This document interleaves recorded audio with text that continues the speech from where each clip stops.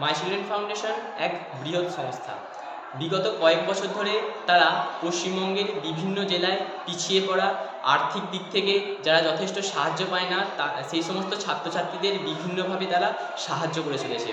My children ফাউন্ডেশনে উপস্থিত বিভিন্ন কর্তা ব্যক্তিদের আমি শ্রদ্ধা এবং প্রণাম জানাই এবং ছোটদের ভালোবাসা জানাই। আমার নাম তন্ময় সাধুখাল। হুগলি জেলার মোশাট আপ্তামৃত্য হাই স্কুলের স্টুডেন্ট। আমি ক্লাস 10-এ পড়ি। আমার বাবা একজন রাজমিস্ত্রি কাজ করেন।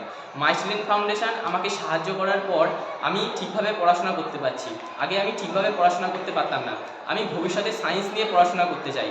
এই জন্য তারা আর্থিক দিক থেকে এবং ভবিষ্যতে সাফল্যের লক্ষ্যে যেভাবে সাহায্য করে চলেছে তাদের আমি অসংখ্য ধন্যবাদ জানাই।